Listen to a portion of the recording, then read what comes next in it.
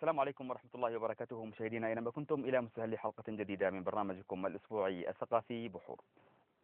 الشوق في قلبي طغى وتهادى، فمتى أراك بجانبي يا دادا؟ أو كلما حاولت أعصي خافقي رجف الغرام بداخلي وازدادا.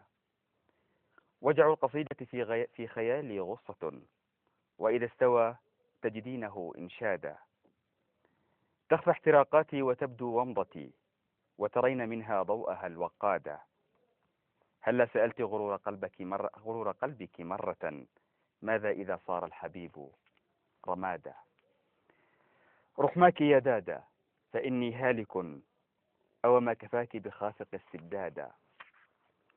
يكفيك أني جئت في زمن بلا رأس يجيد القهر والأصفادا، زمن يعض على أنامل أهله ويشرعن البغضاء والأحقادا، يمتط في وجه الضعيف ويزدري ويمجد القرصان والجلادا.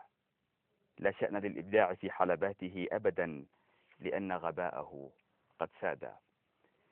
مشاهدينا الأعزاء، ضيفي في هذه الحلقة هو الشاعر الشاب المبدع عمار الزريقي، وهذه الأبيات الجميلة الرائعة التي استهليت بها حلقتنا لهذا اليوم هي نماذج من ديوانه البديع صعلكة. مرحبا بك أستاذ عمار. ولماذا هذا الخروج عن المألوف والعنوان الخارق للمعتاد؟ نعم، الصعلكة ليست شيئا جديدا، فهي معروفة في التراث العربي عموما. عندما نسمع كلمة صعلكة يتبادر إلى الذهن بأن تلك المفردة السلبية، يعني ربما يتبادر إلى الذهن المفردة السلبية بالمعنى الشعبي الحالي، وربما تستدعي لنا فكرة الشعراء الصعاليك في تلك المرحلة التي سبقت عصر الإسلام. كانت مرحلة استدعت أن يكون هناك صعلكة في مقابل في ظروف معينة. نعم، ذلك الموظف الوديع الذي دائما ما يتحدث عن الإعجاز اللغوي في القرآن الأدب. أنا قبل فترة فقط فوجئت بأن عمار شاعر شاب، شاعر ربما الفيني إن جاز لي التعبير، وشاعر ذو رقم صعب. أين كنت ولماذا لم تظهر على الساحة كما ظهر أقرانك؟ الشعر هو كان المدخل إلى موضوع الإعجاز اللغوي اللي كنا نتحدث فيه حين لقيتك أول مرة. أظن نحن كنا نتحدث عن رباعيات شعرية مختومة بآيات من القرآن الكريم. نعم. وهذا كان مكان مدخلها الشعر، يعني صحيح. رغم أني لم أظهر إعلاميا في الوسط الإعلامي. أنت أشرت إلى مسألة الآيات القرآنية ذات الوزن المحدد وما هو بقول شاعر، ولكن فعلا يعني في السياق العربية هنالك حتى آيات موزونة، كأن تقول مستفعل مستفعل مستفعل، اذهب إلى فرعون إنه طغى، متفاعل متفاعل متفاعل، إن الذين يبايعونك إنما، كما أيضا ورد في ميزان الذهب. أنا لن نبتعد قليلا وأعود إلى تجربتك. أنا ربما اقتطفت المشاهد الكريم النبذة ومقتطفات جميلة من إبداعاتك، لعلك تختار قصيدة تقوم باسم المشاهد الكريم. سأختار لك قصيدة من هذه المجموعة.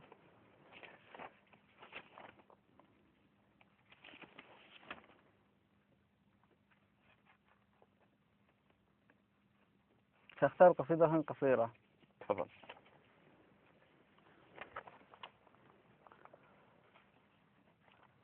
قالت: أنا امرأة خرافية، قلبي كعاصمة ثقافية، أهوى التبرج والوثوب على رجلي وألتزم الشفافية.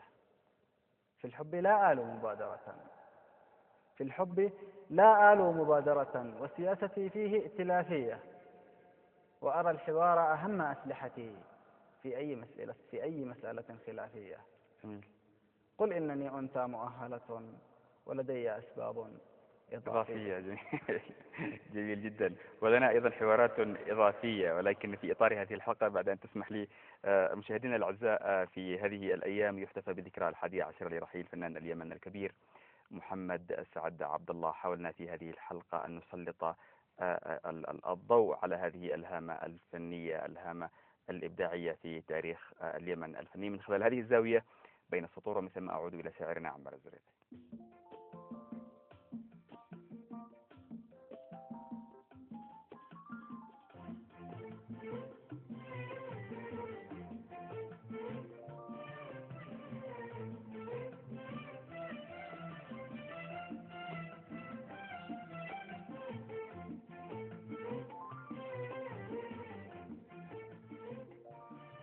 فنان يغني من كلماته وألحانه ويتغنى للعشاق، ويلمس بخلال عزفه وألحانه أحاسيسهم وأحزانهم ووجدانهم، ليضرب كل من يسمعه فتعشقه الأذن قبل أن تره العين. فهو فنان وملحن ومؤلف ومطرب، جمع بين الأصالة والحضارة ليجمع خلال مشوار حياته الفني الطويل توليفة رائعة من التنوع بين الألوان الصنعانية واليافعية واللحجية والحضرمية.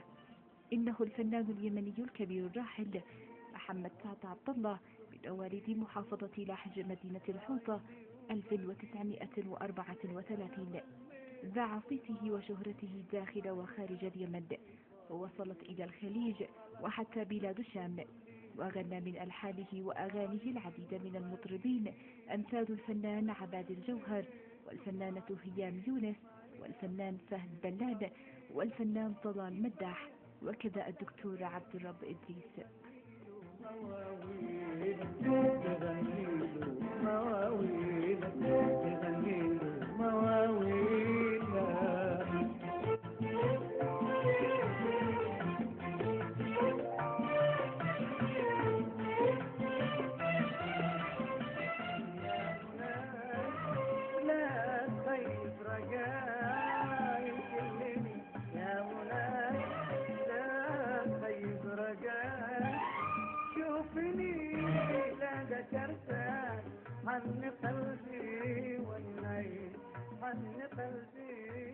ساهم بن سعد بفعالية في تأسيس وإبراز ملامح وهوية قوام وبنيان الغناء التجديدي الحديث، ومن أبرز أعماله التي قدمها محل السمر جنبك، بنور جمالك، سلام كثير، أنا أقدر أنساك، مع النسيم لو مر، كلمة ولو جبر خاطر، وغيروا كالناس.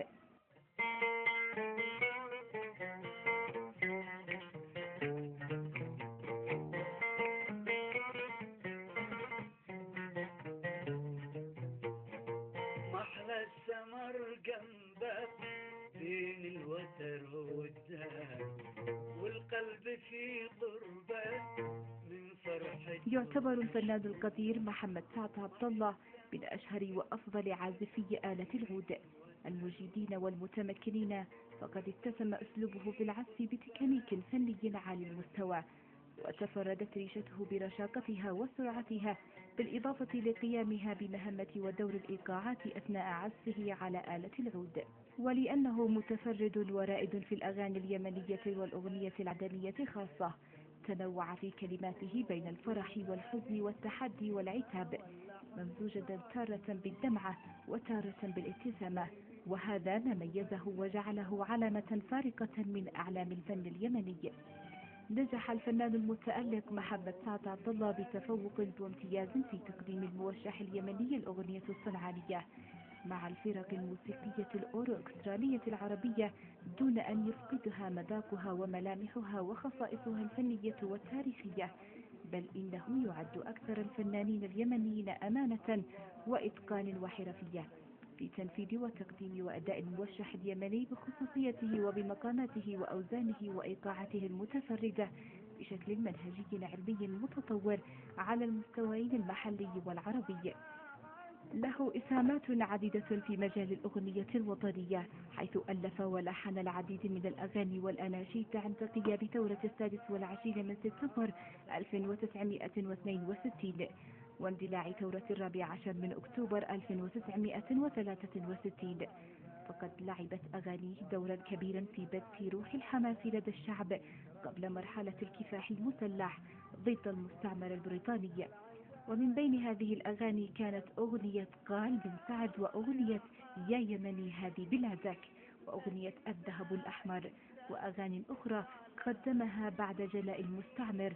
استطاع أن يقدم ألحانا جديدة تميزت بثراء وعمق وأصالة وتطور تجربته الغنائية الموسيقية، وشكلت بتطورها الغنائي الموسيقي تراكما إبداعيا خلاقا أضافت لرصيده الإبداعي الضخم. ظل سريانه متدفقا مستمرا متوهجا بالعطاءات المتألقة حتى آخر رمق في حياته، إلى أن توفاه الله، بمعنى أن بن سعد لم يتوقف عطاؤه في الخمسينات والستينات من العصر الذهبي للأغنية اليمنية كبقية أو بعض من جايلوه وجاءوا من بعده، بل على العكس قدم أعمالا كبيرة مهمة في فترة السبعينات والثمانينات والتسعينات من القرن الماضي، وحتى يستطيع أن يكون شخصيته المستقلة من خلال نتاج فني خاص به يحمل لونه ويميزه عن بقية زملائه المطربين.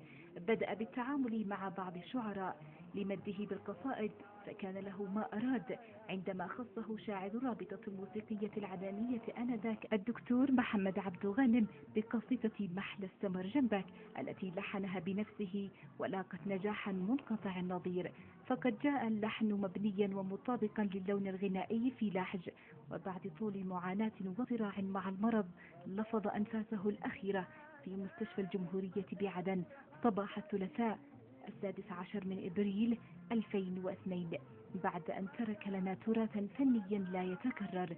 فهو صاحب مدرسة فنية متميزة جديرة بأن نطلق عليها مدرسة بن سعد التجديدية، كما يعد أيضا من المطربين الذين حافظوا على بقاء الأغنية اليمنية التقليدية، وتسلموا الراية من جيل الرواد أمثال علي أبو بكر باشا راحيل، عوض عبد الله المسلمي، قاسم الأخفش، محمد الماس، أحمد عبيد قاطبي وغيرهم.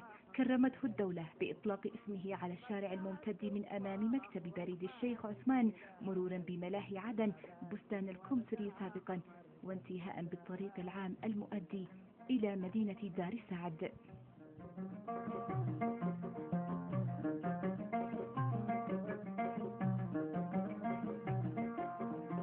كامل الأوصاف محمود الخصال.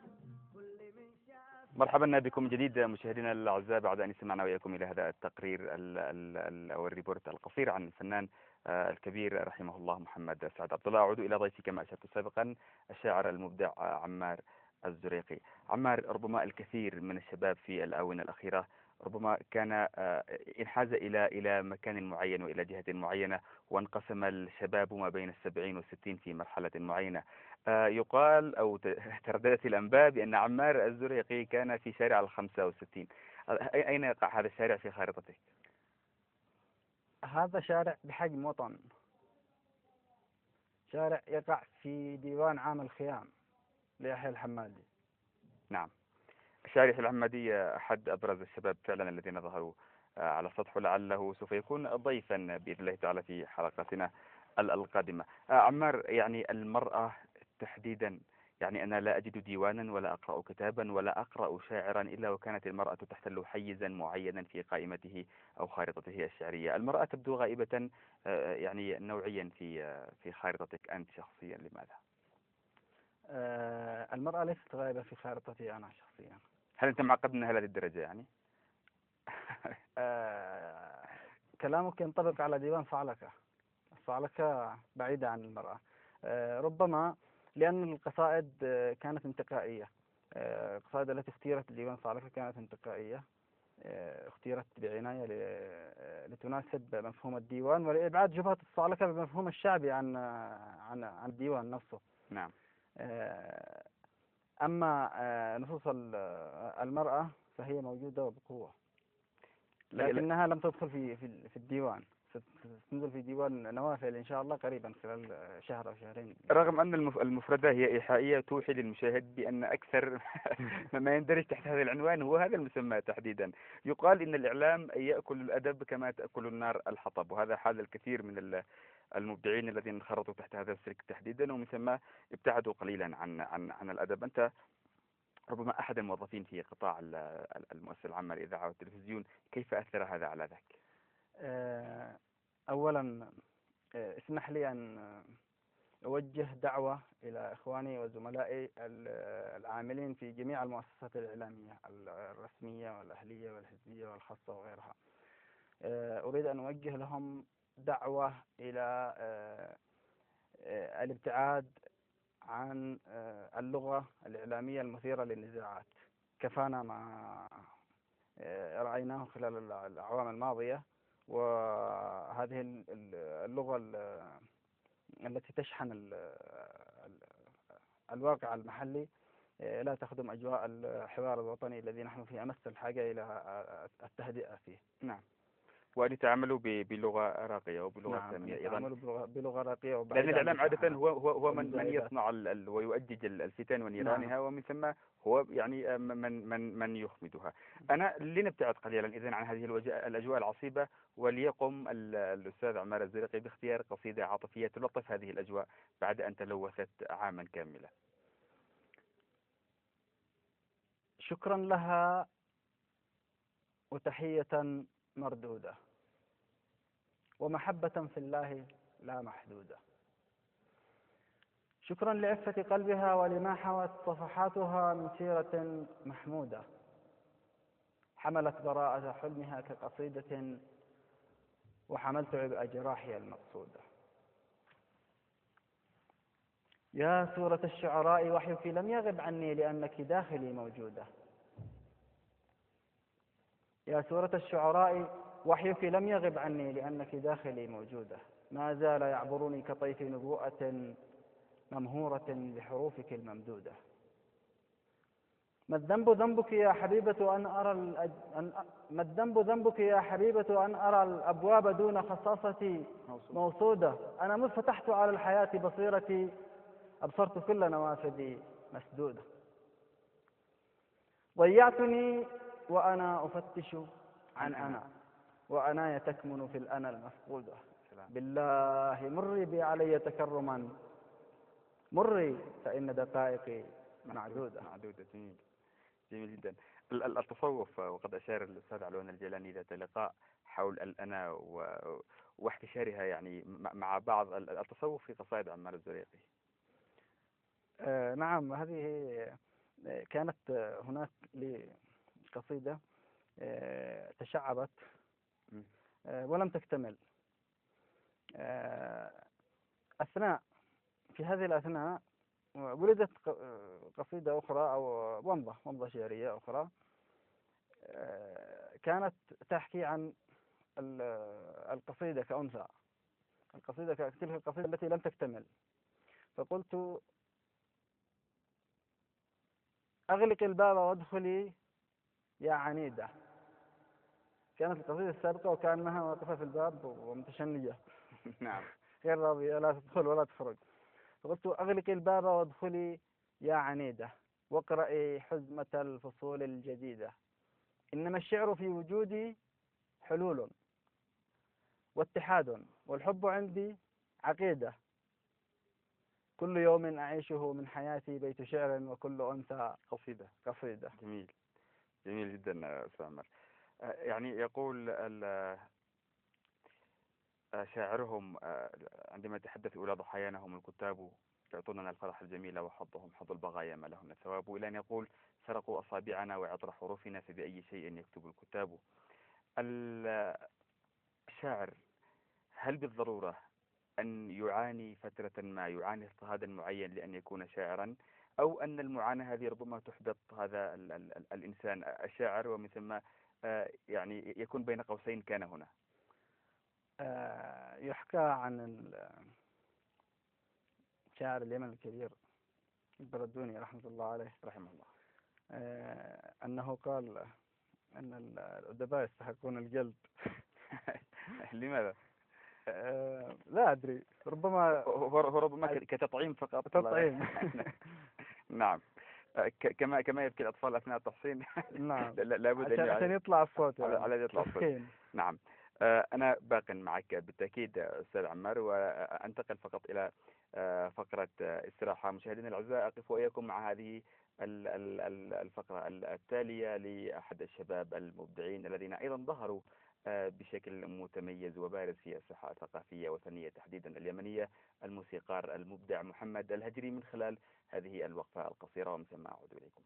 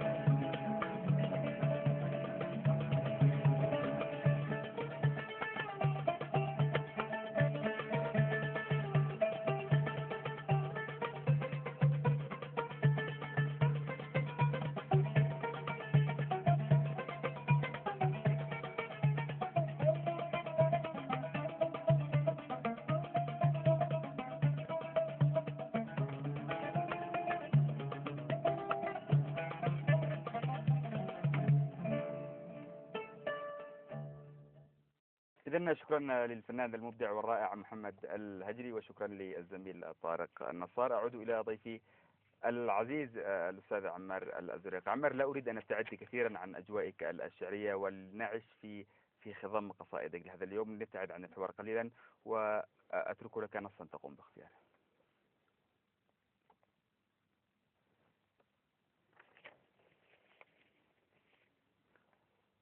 إنني صائم عن اللغو صائم عن بغاء اللحى وبغي العمائم. هذه قصيدة بعنوان إنني صائم عن اللغو صائم عن بغاء اللحى وبغي العمائم. تتلظى من تحت صمتي شعوب ودروب تهون فيها العظائم. أيها الهائمون حد التلاشي في صعيد مبلط بالهزائم. كلكم في الهوى الهوان سواء، كلكم فيه هائم غير هائم. كلكم يتقن الهبوط اضطرارا ويهاب العلا إلى الجو غائم. كلكم يؤثر السلام ويخشى في البقاء الرخيص لومة لائم. كلكم في منصة الزور إما مجرم أو مشارك في الجرائم. الله جميل. ربما تنكرون هذا، ولكن رب قول ملائم لا يلائم. علمتني تجارب الموت أن لا يستوي في الحياة جاث وقائم. والذي يهدر الكرامة بخسا هل ترى يستحق إلا الشتائم. إن لي غاية من المجد أسمع ظلها في فمي شهي ودائم. لفؤادي ذخيرة من هواها وحصان مدجج بالعزائم.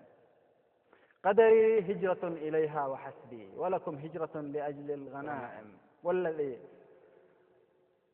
وإذا كانت النفوس بطونا فهنيئا لها صحون ولائم. أنا من يخرق النواميس صحوا ويرى الحق جهرة وهو نائم.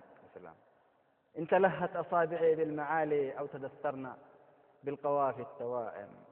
فاتركوني لكي أمر كريما أو فقوموا عن سكتي يا بهائم. أنا أقصد أم. إم ليس البهائم وإنما إم أم عنوان القصيدة. عنوان القصيدة وبعد الباقي يمشي. نعم. أنت أشرت إلى مسألة معينة ودعنا نتطرق قليلا.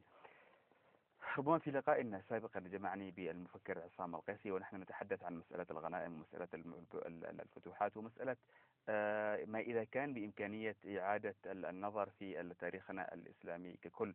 أنت أشرت إلى مسألة الغنائم، يعني ربما الكثير من الكتب والسير تحكي إلى أن المسلمين كانوا من خلال فتوحاتهم لا يبحثون إلا عن هذا الشيء، سواء حتى من خلال بعض الأدعية في المساجد، يعني عندما يقولون اللهم اجعل نساءهم كذا وغنيمة الإسلام والمسلمين. هذه مصطلح الغنيمة والغنائم كيف أثرت سلبا من وجهة نظرك على تاريخنا الإسلامي وتاريخنا الأدبي ككل؟ نحن بإمكاننا أن نغير في حدود الأدعية التي نرددها، أما من ناحية التاريخ فالتاريخ هذا هو التاريخ، وقد قرأ التاريخ. نعم. نحن لكن لا نستطيع أن نتدخل في موضوع التاريخ. نحن ممكن نستطيع أن أو نحاول، وهو موضوع صعب جدا، أن نحاول أننا نغير في مفاهيم الأدعية وغيرها. اللهم اجعلهم غنائم للإسلام والمسلمين، اللهم يتم أطفالهم، اللهم رمل نساءهم. الله، هذه أدعية فيها عدوان، فيها قلة أدب مع الله سبحانه وتعالى. صحيح. واجعل نساءهم غنيمة الإسلام والمسلمين ورمل نساءهم ويتم أطفالهم. فيها عدوان، ليس فيها أبسط قواعد أدب الدعاء مع الله. نعم. والإسلام هو يعني الأسمى الإسلام رسالة رحمة، رسالة للإنسانية، مش للمسلمين ولا للأعراب بس. صحيح. كونك على مقربة من هذا النطاق تحديدا ومن والجانب اللغوي تحديدا والإعجاز اللغوي، ألا ترى أنه يعني أن المكان من اللغوية في القرآن الكريم أو في مناهجنا ككل يعني تراها غائبة جدا، سواء عن وزارة التعليم العالي سواء عن وزارة التربية والتعليم؟ ماذا لو وثقت؟ وأنا كنت قد سألت في لقاء غير هذا مع رئيس مجمع العربية السعيدة، لماذا لا يتم هنالك إصدار منهج أو طباعة منهج لمرحلة معينة توضح الإعجاز اللغوي في القرآن الكريم وتوضح المفردات التي أصبحت الآن حتى الآية القرآنية ربما صريحة تفسر كل يفسرها على هواه. إذا كان لك رسالة بهذا الخصوص كونك عن كثب حولها. أظن أن الموضوع هو أكبر من أن يوثق، هو بحاجة إلى منهجية معينة للدراسة. وأنا أدعو جميع الشعراء الشباب والهاوين للشعر أن ينطلقوا من مفردات القرآن الكريم. القرآن الكريم ثروة لغوية وثروة فكرية لمن يبحث عن الثروة، ثروة لغوية وثروة فكرية. أنا حين تستعصي علي مسألة نحوية معينة أستدعي شاهدا من القرآن لها، لا أجد أي شاهد من شواهد اللغة أو الشعر أو سواء ما درسته أو ما قرأته من خلال ما درسته في المناهج الدراسية أو من خارج المناهج الدراسية. لا أستطيع أن أتذكر شيئا مما درسته، لكني أستطيع أن أتذكر شواهد من القرآن الكريم. نعم. يعني القرآن الكريم كانت لك علاقة حميمة منذ أو قبل أن تكتب القصيدة، وبالتالي هو كان المتكأ اللي كنت تتكأ عليه في كتابة. نعم. أنا نشأت في بداية حياتي. أتذكر أني ختمت قراءة القرآن في الصف الثالث الابتدائي، الصف الثالث، يعني عمري كان لا يتجاوز 8 سنوات. نعم. الحمد لله. وبالتالي كانت تلك المفردات الجميلة.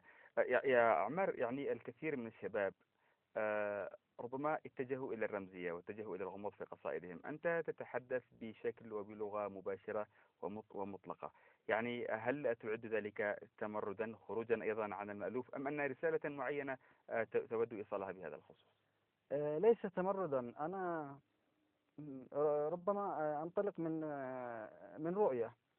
أنا أريد أن أقول كلاما مفهوما، أريد أن أوصل رسالة، لا أريد الطنين. الطنين ممكن يوصل لك صوت لكن ما فيش رسالة، صوت فارغ. ربما أتجنى إذا تكلمت في موضوع ربما أتجنى على لا أريد أن أتجنى على أحد. سأكتفي بالصمت في حال هذا الموضوع. نعم. القصيدة العمودية ربما أيضا ظهرت بشكل ملفت بعد أن كان يحاول تغييبها في فترة معينة، وفي فترة التسعينات هنالك الكثير من الشباب الذين ظهروا مؤخرا. كيف تقرأ هذا الواقع تحديدا؟ هل هو انتصار للعمودي، أم أنه تكافؤ معين ومقابل القصيدة التفعيلة أو قصيدة النثر؟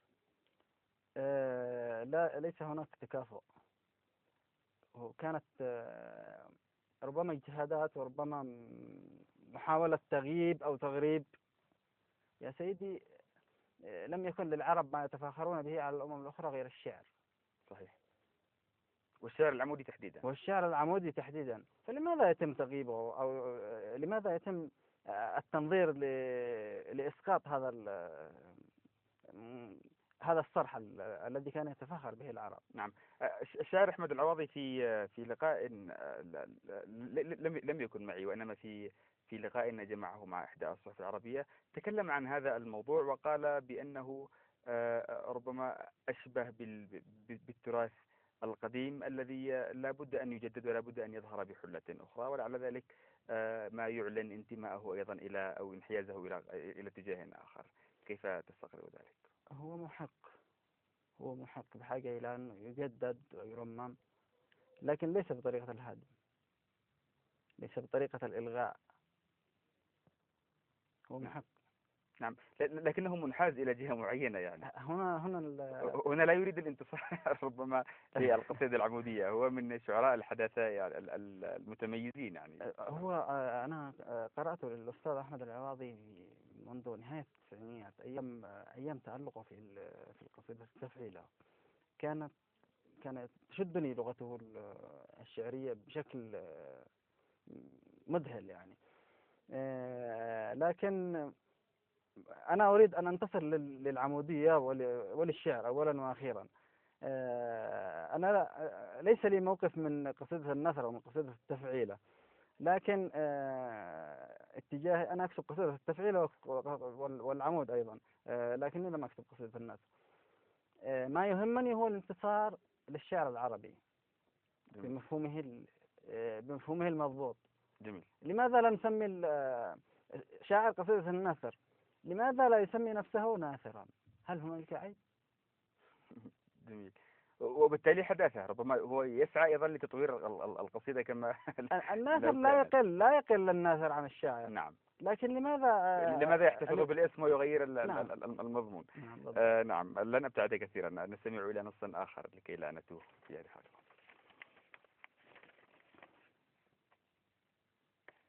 سأسمعك ومضة شعرية تقول: ادفعي باب غربتي كالفجاءة، واهطلي في فمي كغيث البراءة، واقعدي إن قعدت يوما أمامي في مكان مقابل للإضاءة، كي أرى يا حبيبتي كل حرف إنني عاشق أحب القراءة. جميل، جميل جدا. نحن لا نريد ومضات يعني. لماذا لا تسمى إذن أنت وامض؟ طبعا هي ومضات جميلة، وأكثر ما يميز شعر عمار الزريقي تلك الصراحة وتلك المفردات الجريئة التي لا تبتعد عن البلاغة ولا تبتعد عن السكر الذي يسمل بها سامعها.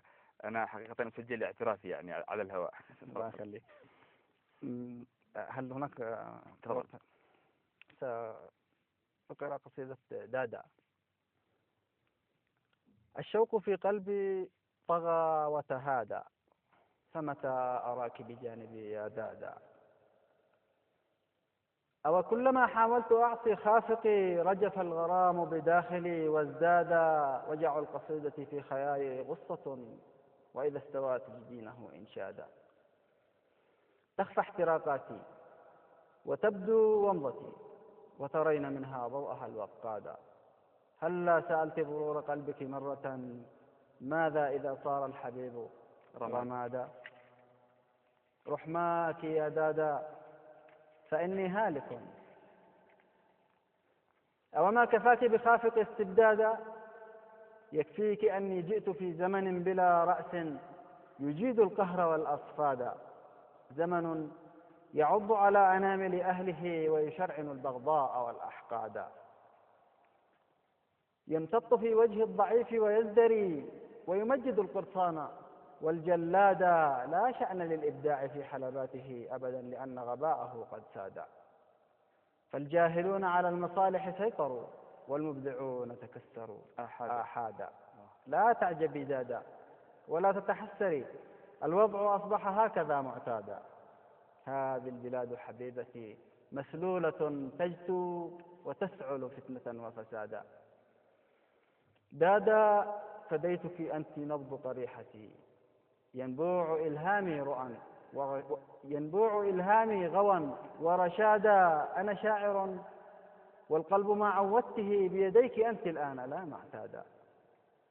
جربت فقه الحب منذ طفولتي وعرفت من شطحاته أضدادا، وقرأت أعلام المسالك كلها والشعر والشعراء والنقادا. ضاقت مذاهبهم وحين نبذتها معها نبذت الشك والإلحادا. لما تجلى نجم حبك في الدنا عاد اليقين ووحي شعري عادا. ورأيت نور الله فيك حقيقة فأتيت نحوك طائعا منقادا. دادا أيا لغة القصيدة بادري وهبي أسيرك في الهوى ميعادا. فأنا وأنت اثنان في محرابنا لا نقبل التثليث والإفرادا. جميل جدا أستاذ عمار. أنا باق معك بالتأكيد، لكن إذا سمحت لي وسمح للمشاهد الكريم مشاهدينا الأعزاء باقون مع الشاعر المبدع عمار الزريقي ونقف مع هذه الاستراحة القصيرة. يبقوا معنا.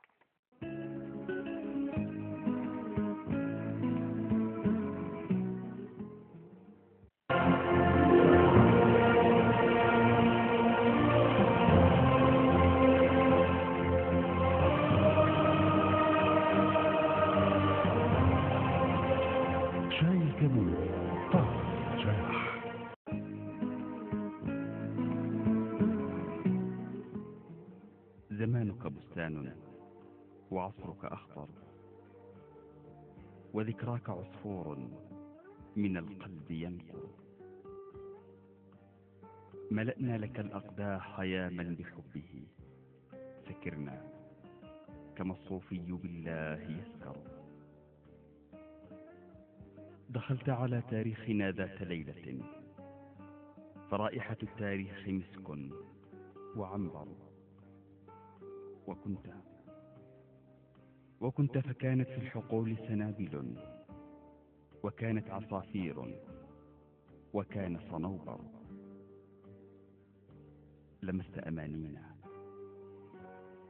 لمست أمانينا فصارت جداولا، وأمطرتنا حبا ولا زلت تمطر. تأخرت عن وعد الهوى يا حبيبا، وما كنت عن وعد الهوى تتأخر. سهدنا وفكرنا وشاخت دموعنا، وشابت ليالينا وما كنت تحضر. تعاودني ذكراك كل عشية، ويورق فكري حين فيك أفكر. وتأبى جراحي أن تضم شفاهها، كأن جراح الحب لا تتخثر. أحبك لا تفسير عندي لصبوتي، أفسر ماذا والهوى لا يفسر. تأخرت يا أغلى الرجال، فليلنا طويل وأضواء القناديل تسهر. تأخرت فالساعات تأكل نفسها، وأيامنا في بعضها تتعثر. أتسأل عن أعمارنا؟ أنت عمرنا، وأنت لنا المهدي، أنت المحرر، وأنت أبو الثورات، أنت وقودها، وأنت انبعاث الأرض، أنت التغير. تضيق قبور الميتين بمن بها، وفي كل يوم أنت في القبر تكبر. تأخرت عنا فالجياد حزينة، وسيفك من أشواقه كاد يكفر. حصانك في سيناء يشرب دمعه، ويا لعذاب الخيل إذ تتذكر. وراياتك الخضراء تمضغ دربها، وفوقك آلاف الأكاليل تطفر. تأخرت عنا فالمسيح معذب هناك، وجرح المجدلية أحمر.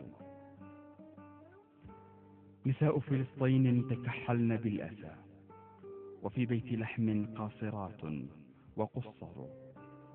وليمون يافا يابس في حقوله، وهل شجر في قبضة الظلم يزهر. رفيق صلاح الدين، رفيق صلاح الدين، هل لك عودة؟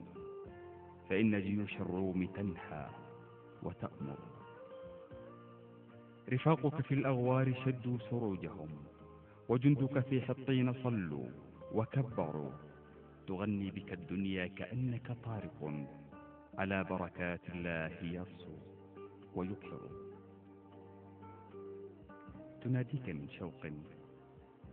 تناديك من شوق مآذن مكة، وتبكيك بدر يا حبيبي وخيبر. ويبكيك صفراف الشآم ووردها، ويبكيك زهر الغوطتين ودمر.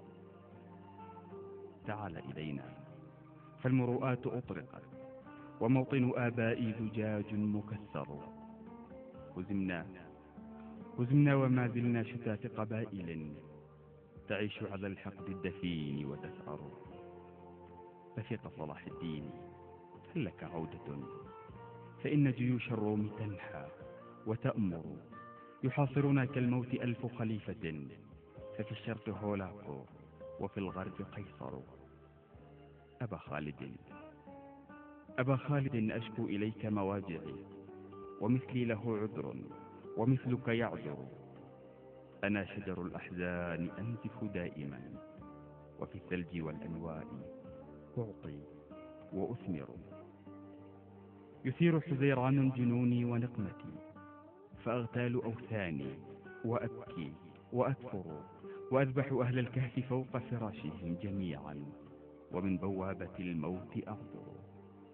وأترك خلفي ناقتي وعباءتي، وأمشي أنا في رقبة الشمس خنجر. وأصرخ يا أرض الخرافات أحبي، لعل مسيحا ثانيا سوف يظهر.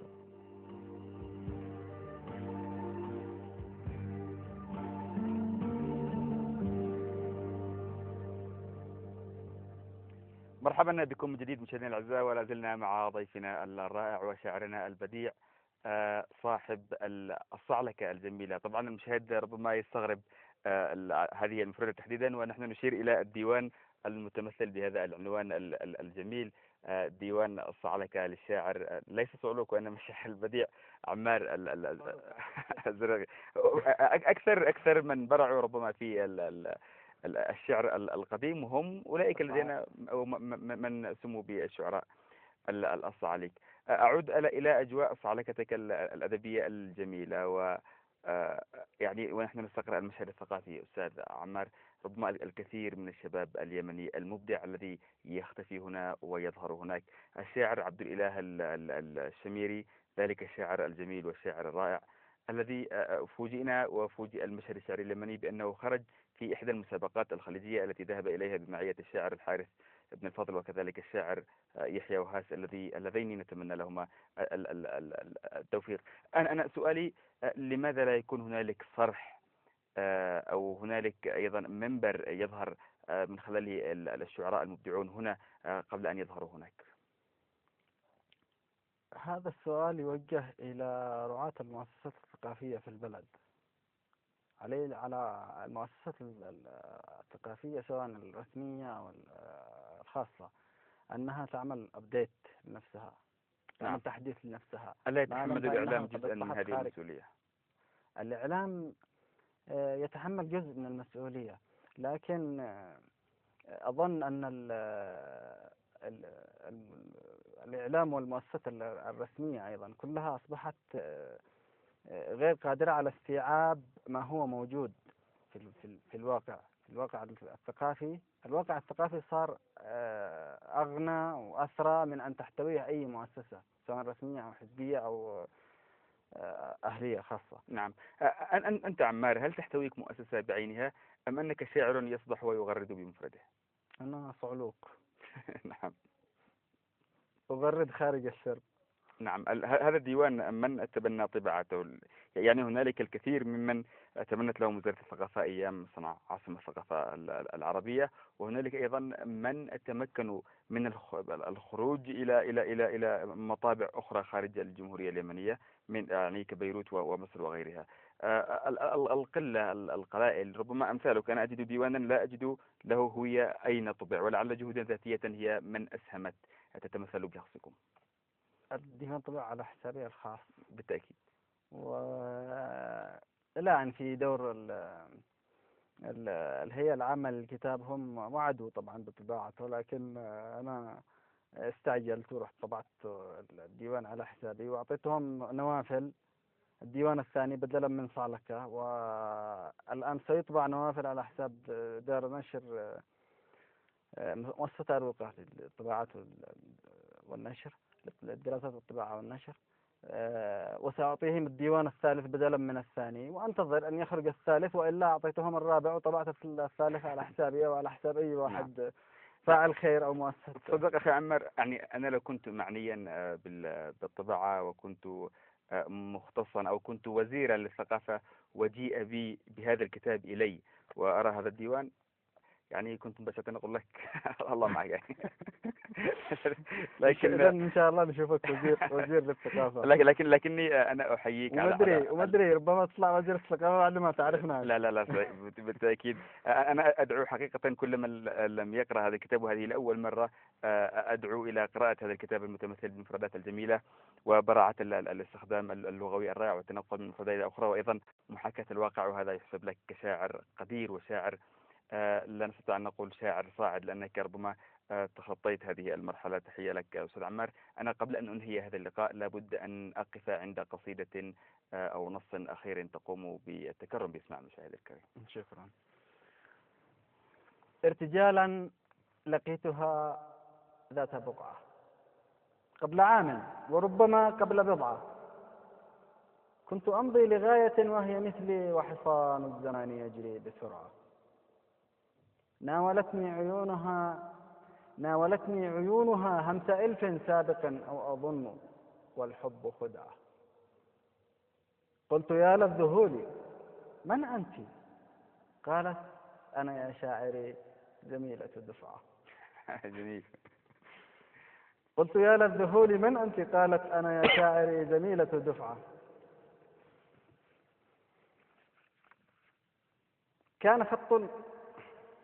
قلت يا للذهول من أنت؟ قالت أنا يا شاعري زميلة دفعة. واقتربنا من بعضنا فكأننا لم تعد بيننا مسافة دمعة. كان خط الحوار يمتد طولا والتفاصيل فيه تزداد متعة. وطفقنا في نشوة نتعاطى سكر الحب قطعة بعد قطعة، ثم لما حان الوداع اتفقنا أن يكون اللقاء في يوم جمعة. ليت محبوبتي على الوعد تأتي، سأصلي لله 50 ركعة. شكرا. جميل هذه الصلوات جدا. حقيقة العين والهاء وهذه الوقفة الساكنة، هذه ام ودمعة، يعني ربما الشاعر أو المتلقي أو القارئ عندما يقرأها يقول ربما أن الشاعر سوف يقف في نطاق معين ولا يستطيع إكمال هذه القصيدة. يعني أنا عندما أقرأ مثلا لنزار قباني وهو يقول عبثا جهودك بالغريزة مطفأة، إني شبعتك جيفة متقيئة، مهما كتمت ففي عيونك رغبة تدعو وفي شفتيك تحترق امرأة. كلمة في الأخير الألف والهاء ربما لا توحي للآخر بأنه سوف يكون هنالك أكثر من 10 أبيات، وهذا أيضا ما يميز الشاعر المبدع ويميزك أنت أيضا التعامل معها. أنا أشكرك جزيل الشكر أستاذ، لكن قبل أن أشكرك أقف مع مشاهدينا الأفاضل مع هذا الفاصل الأخير في حلقتنا هذه من برنامج بحور، وأعود إليكم. يبقوا معنا.